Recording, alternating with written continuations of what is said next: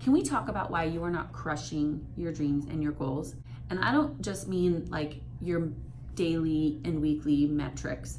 I mean those things that really matter most to you. I mean the ones that like have your heartstrings, those things that actually matter to you, not just the day-to-day survival based have to hit a quota goals. I mean the ones that are like way more important to you. Those. Can we talk about that for just a minute?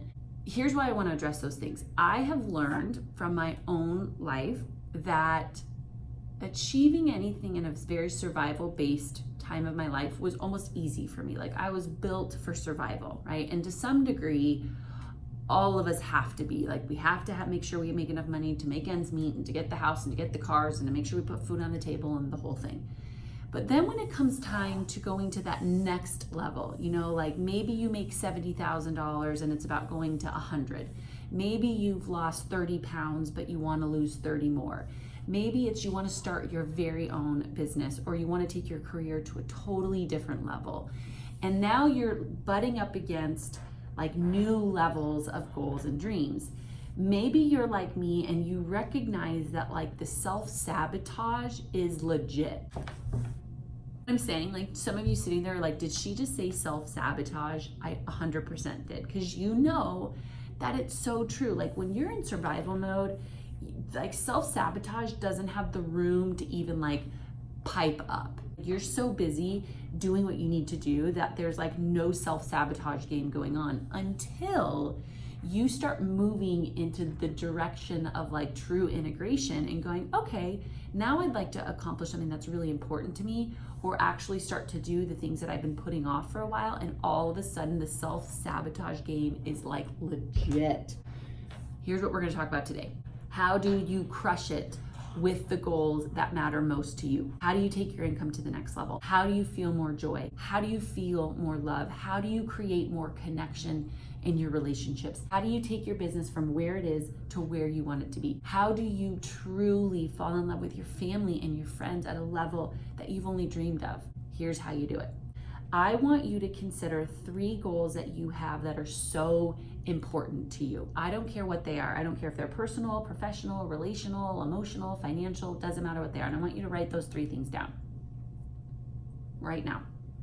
Like seriously, take out your pen and write them down.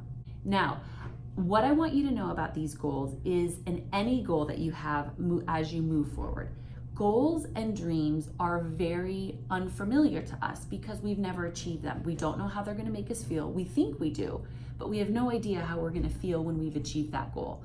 That is just the same as being afraid of the unknown. A goal is unknown. So oftentimes we kind of say, well, I'm afraid of the things that I don't know. Well, that is true when it comes to a dream or a goal. Do you see where I'm going with this? Why we start to sabotage this is because our survival mindset of do not die, do not get hurt, make sure you survive, make sure you're on guard, make sure you're always ready.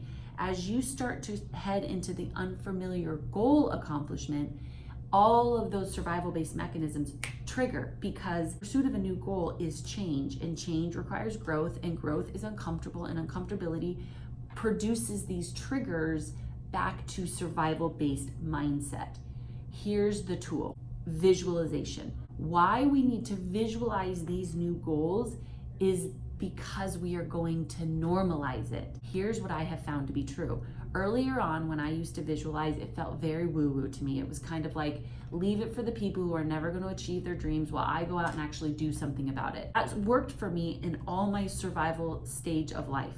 Totally, when I needed to just crush it and hit quotas and do what I needed to do to put food on the table, that was fine. It worked for me.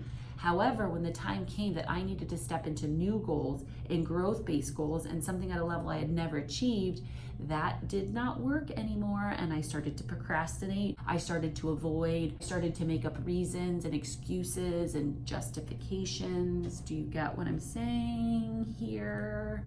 There's a reason, and the reason is because your goals and your dreams are not normal to you. They're very abnormal to you, and we, in theory, as people, would prefer a familiar hell to an unfamiliar heaven. And even though heaven is beautiful, we don't get it. We've never felt it. We don't know what it would feel like to have $120,000. We don't know what it would feel like to lose 30 pounds.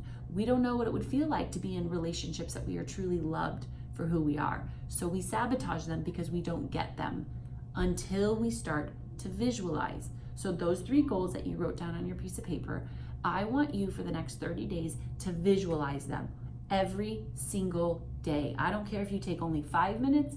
I don't care if you take 30 minutes, but what I want you to do is I want you to sit and I want you to think about the very essence of these goals. How does it make you feel? How does it make other people feel? What are you experiencing? What are you sensing? What are you feeling? And I want you to begin to normalize the accomplishment of these goals. I'm asking you, why are you not doing that? Why are you not taking the time to visualize your dreams and your goals to the point in which you normalize them so that when that opportunity comes to start moving in that direction, making decisions towards that goal, starting to create boundaries? I used to do this, I gotta do this now. Starting to do the steps that are actually gonna get you to the gym to lose the weight. Starting to actually find the mentors and the coaches that are gonna help you take it to the next level. Stopping the things that don't serve you.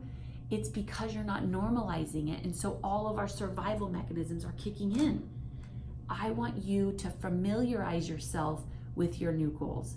I want you to think about them. I want you to saturate yourself with them. I want you to start to slowly but surely convince yourself of them. So when the time comes, you begin to move fluidly through it. I guarantee you this tool could revolutionize your approach to your goals. So that way, when that moment comes that it's hard, you don't want to do another push-up, you get a rejection letter, somebody tells you no, you're like, no big deal. This has no bearing on the pursuit of my goal because I've already been at the accomplishment of this goal. Let me give you another example.